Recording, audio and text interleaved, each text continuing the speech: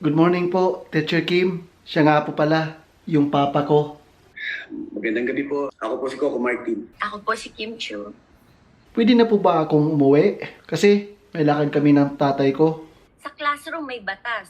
Ano bang batas pinagsasabi mo? Basta. Sa ayaw at gusto mo, aalis ako. Bawal lumabas o bawal lumabas.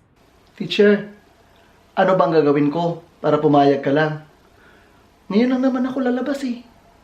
Pero pag nag-comply ka na bawal lumabas, pero may ginawa ka, O ito na, gagawin ko na. Pambihira naman na pinagbabawal nila, inayos mo yung law ng classroom nyo at sinubmit mo ulit.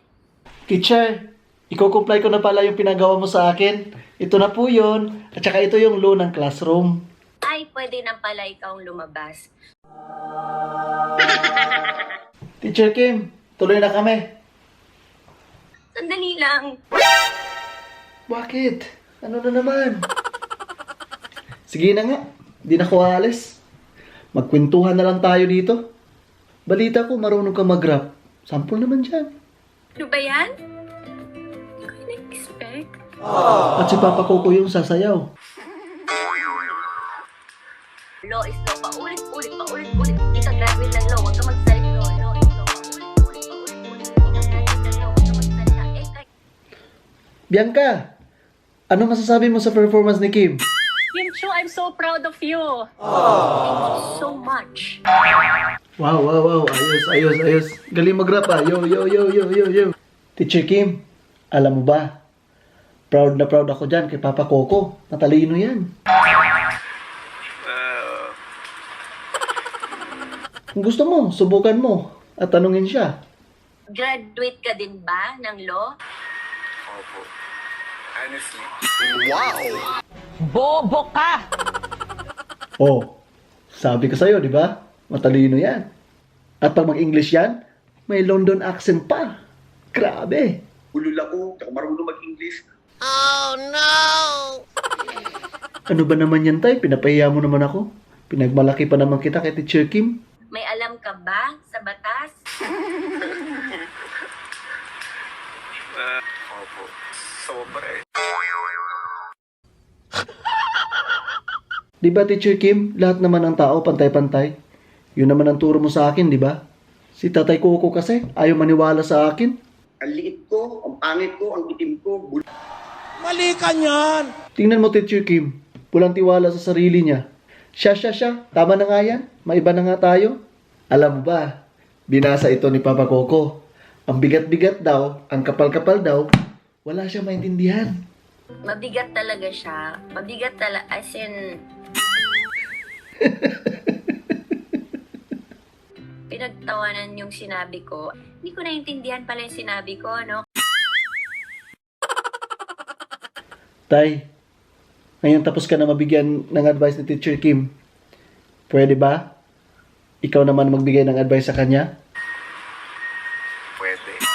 Alam mo ba, may problema ito si Teacher Kim.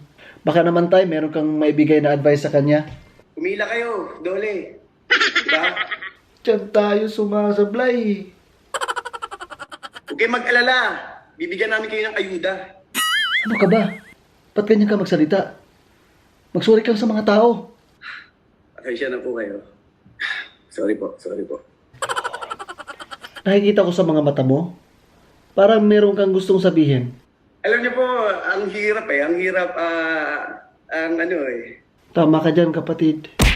Ako, pahala na bukas. Sasabihin ko na kung ano nararamdaman ko. May sinabi si Kim.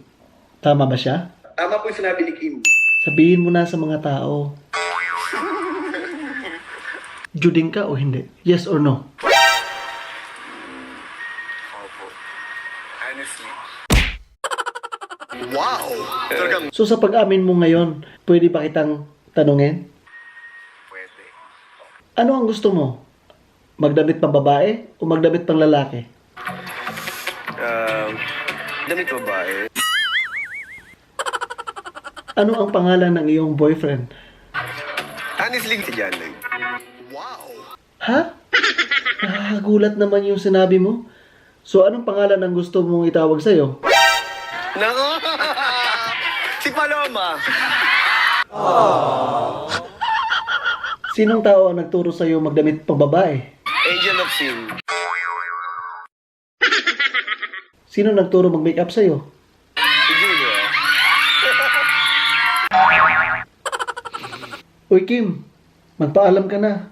Tapos na. Ako po si Kim Chu. Ikaw naman, Coco. Paalam ka na. Ako po si Coco Martin.